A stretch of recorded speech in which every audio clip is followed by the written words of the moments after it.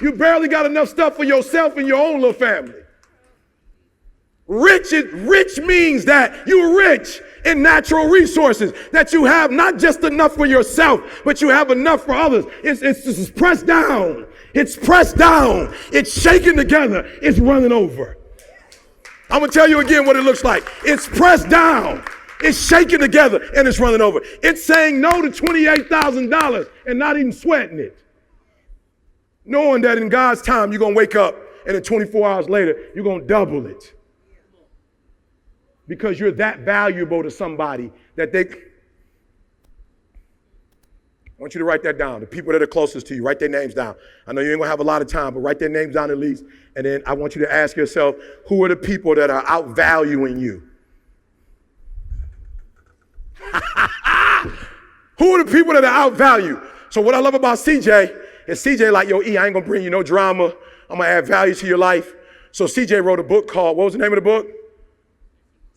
My Superpowers. Watch this. And what age did he say it was for?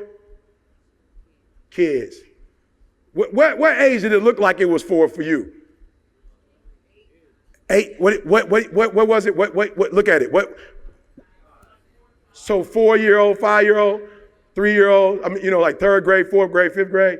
So watch this. This is what happens when you hanging with people that add value. I came out with the next book, You Ain't the Boss of Me. Same concept as CJ.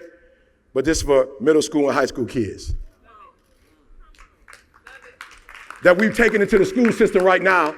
And when they finish the book, they take the DISC assessment. We come in and train them on that. So I'm like, see, you ain't going to be the only one selling the book and giving the money. You ain't going to be the only one. I'm about to write a book, and you about to get a percentage of this stuff that go through the schools. Are you hear what I'm saying? This is what it looks like. Some of y'all, you go, thank you, C. Where do I get my check from?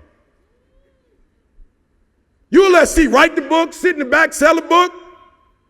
No, I just want you to know why you're not rich. You'll let C sell a book, write the book, sit in the back, sign the book, take the money to the bank. You will not outvalue me. We're going to die outvaluing each other. So since you wrote the first one for K through 5, I'm going 6 through 12. I got it, C. I got you. I got you. And watch this. If you look at the book, it's the exact same book. It's the same concept. I didn't switch it up. I saw what C did and just say, okay, C did K through 5. I'm not going to wait for him to do 6 through 12. Are you hearing what I'm saying, Ma? I'm not going to sit there and go, yo, C, that was a phenomenal book you wrote. When you going to do 6 through 12? You going to wait for Trey to get in middle school and then write it? High school? No, he started it. I want you to think about somebody in your life right now that's adding more value than you adding to them. And I want you to make a vow that when you get home, you're going to find a way to add value in their life. Moose, you texted me this morning, Moose. When you got in town, what did you say? You need anything? I said, no, I'm good. But I appreciate you asking. Are y'all not hearing what I'm saying? No, not right now. I'm good. But I do appreciate the thought. Like, I don't mind paying for you to eat, but I at least like you to fake it like you about to pay for the tip. Yep, I'm talking to somebody in the room. I'm about to bless your life. You ain't even faking it no more. You just like, he got that. He got that. We good. He got the last 10. I know he got the 11th, and I do. But fake it like you about to pay for the tip. Just go like, see, I forgot my wallet, bruh. Because y'all know how I go there, see if I have to. See, bruh. I'm just not going to be like, C, pay for it. I'm going to at least do these on C, like, C, bruh. But you know, see, if I had it, you know I got you.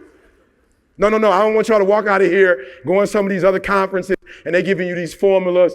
It's fake. I'm giving you the real. You're not rich because you take more than you give. That's the formula. People are getting rid of you because you don't add enough value for them to keep you. Let's not try to make it deeper than what it is. Nobody, I just saw a Dennis Rodman hook up. It blew my mind. Anybody else see the 30 for 30 Dennis Rodman? Unbelievable, blew my mind. This dude can't score no points. And he won 5 championships. And Michael Jordan recruited him, and Scottie Pippen didn't want him. Scottie Pippen was like, do not bring that crazy dude here. Michael Jordan told Phil Jackson, can you manage him? He said, I can. Good. We need the 20 rebounds. Just imagine, if you will, Michael Jordan getting another 20 opportunities, Jamal. Imagine that. You got 20 rebounds and you got the 20 and just shot them back to MJ. And guess what happened when they did that? This dude didn't start playing basketball until he was 21, 22 years old.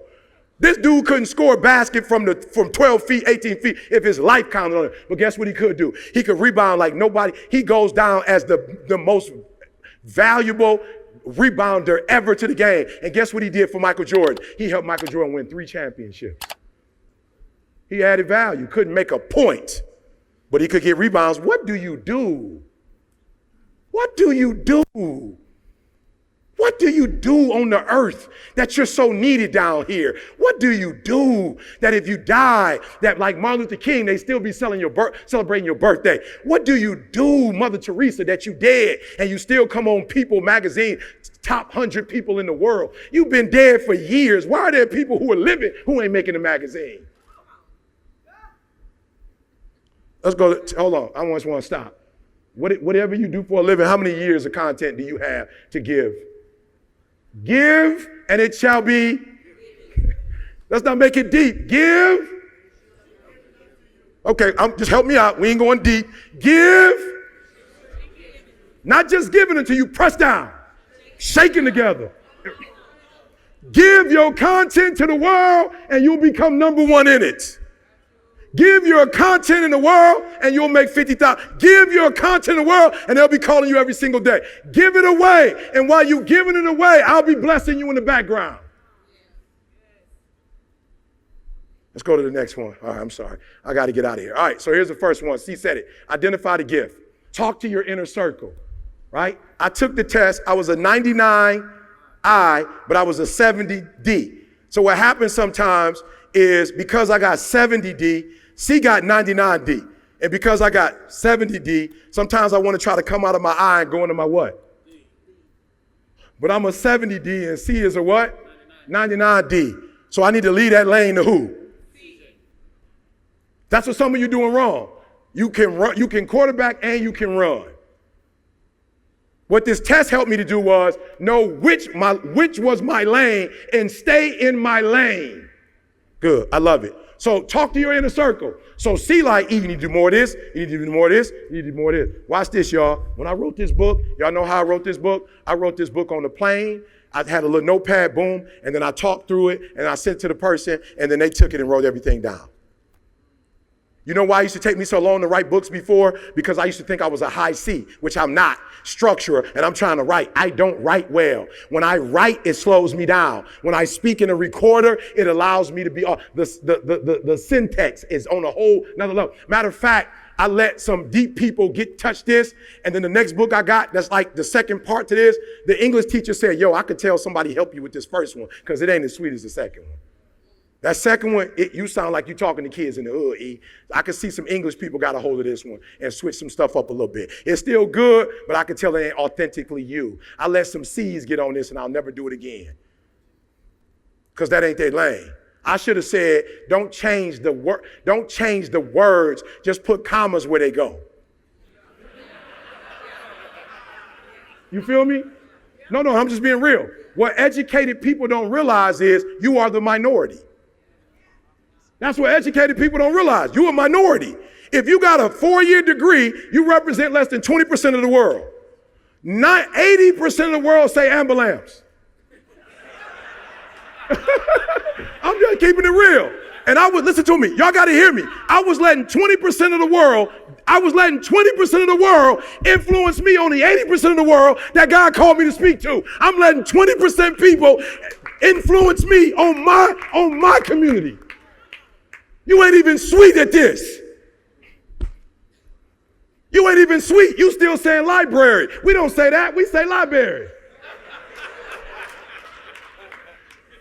You the one messed up. Can we do math? I'm just doing the numbers. If you got a 4-year degree, you represent less than 80% of the world. Only 18.8% of people in the world have a degree. 80-something% of the world, they don't have a degree. My grandma said library. That's where I got it from. And she was a very intelligent lady. I said birthday. I thought it was with an F. You know what I'm saying? I saw the TH, but I still said it. But guess what? I would never let that person get up and speak, because I know when they get up to speak, they wouldn't be able to move your soul. So why would I let them write when you got to read it? And my girlfriend, who I went to college with, is the English teacher, and said to me, she works at Sexton. She said, Eric, I could tell the first one, you let them touch it. Don't ever let nobody touch it again. That second one, I felt you. The babies that I work with, they feeling the way you wrote that second one. You know them better than anybody know them. You were them. You are a high school dropout. Your daddy wasn't in your life. You are them. That person that's editing your stuff, he's not them. He does not know how to speak to them. He does not know how to write to them. That is not his group. Some of y'all in this room, you let somebody talk you out. Somebody that ain't even in your expertise. They're not even in your genre. You let them talk you out your genre. You let them tell you what you should do when they studying even their strength. Okay, if I'm telling the truth, write it down and write their name down, because I want you to get the victory. Write their name down and write the group down on a piece of paper. Like, yep, they made me say library. You write that down. All right, let me walk through this one. Let's go. All right, observe what interests you and what moves you. My man right here, what's your name? This guy right here, I'm sorry. Yeah, right here, that guy. Journey? Journey again. I'm sorry, Journey again. Journey again. What movies or books or stuff moves you? Love it. Real testimony, which is why he in the room. Because that's what I give. No, hear what I'm trying to tell you. You're trying to do stuff that other people are doing. Find out what moves you and do that. Because if it moves you, I guarantee you it's going to move the people you're trying to attract. Are you hearing what I'm saying? Some of y'all doing stuff that don't move you. Honestly, how many of y'all got jobs that when you walk in on Monday morning, it does not move you? Let me see your hand. Just being real. You're not moved by it. Why are you doing it? Somebody told you had to do it to get a check. But the reality is, when you do what you are authentically created to do, you make more money, and your influence is different when you are authentic to yourself. When you start switching the game up and adapting to be what other people want you to be.